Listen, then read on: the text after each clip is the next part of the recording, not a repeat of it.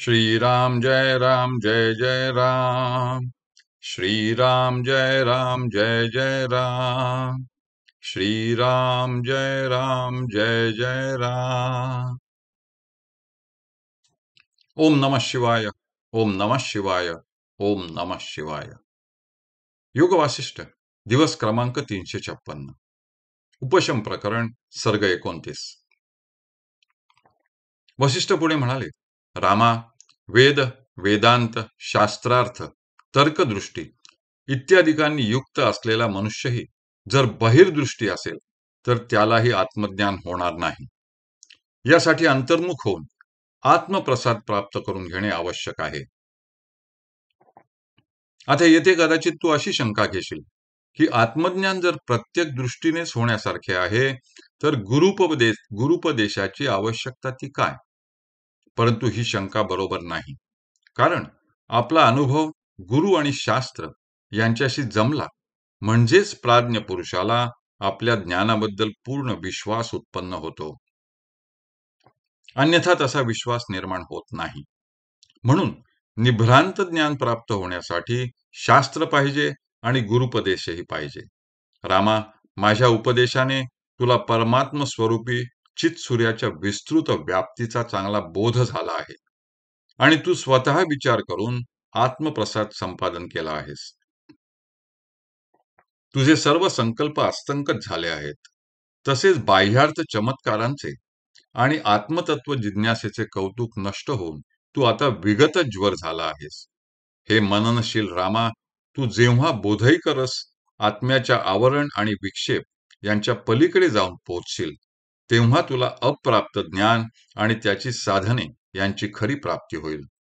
मग तुला विवेक वैराग्यादी साधनांचे रक्षण करणे, आलस्य प्रमादादी दोषांचे दूरीकरण करणे, समाधी सुखामृताचे पान करणे व स्वप्त भूमिकांचे क्रमाक्रमाने आक्रमण करून आत्मसुख वृद्धिंगत करणे यापैकी कशाचीही यातायात करण्याचे कारण उरणार नाही.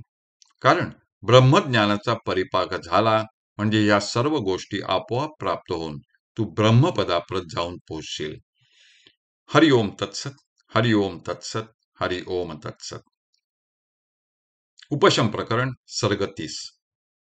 वसिष्ठ पुढे म्हणाले, रामा, काकतालीय म्हणजे कावळा बसायला आणि फांदी तुटायला निमित्त होणे ह्या न्यायाने विचारपूर्वक ज्ञानोदय कसा होतो हे जनकाच्या आख्यानावरून तुला सांगितले.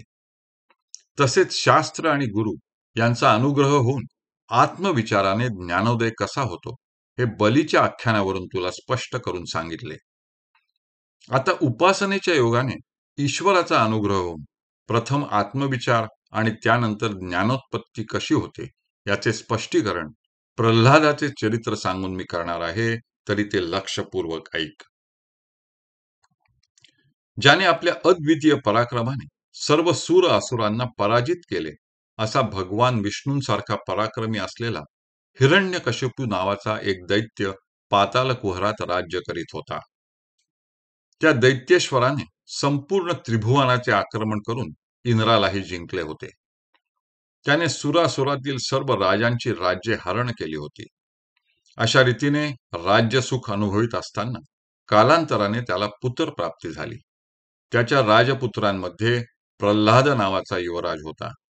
पुत्रांचे सहाय्य, सैन्याची कडेकोट तयारी आणि खजिन्यामधील अलोट संपत्तीचा संग्रह इतकी साधने अनुकूल असल्यामुळे तो उन्मत्त झाला होता आणि त्याने त्रिभुवनाला त्राही त्राही करून सोडले होते.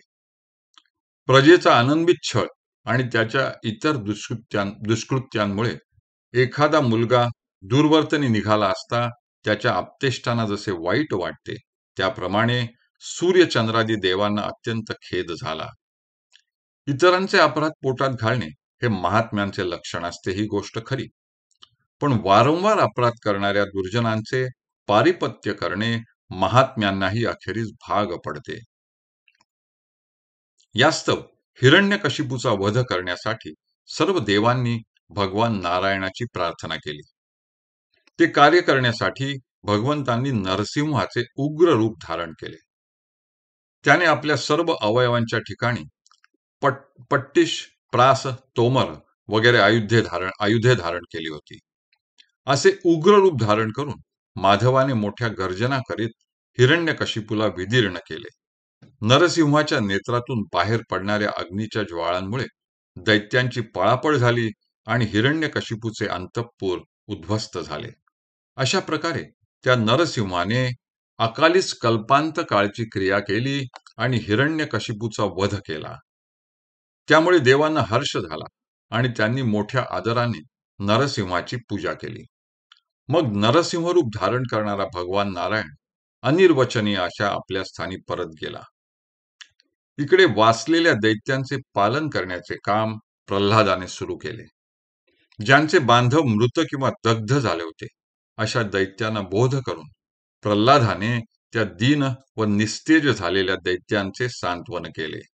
हरि ओम तत्सत. हरि ओम तत्सत. हरि ओम तत्सत.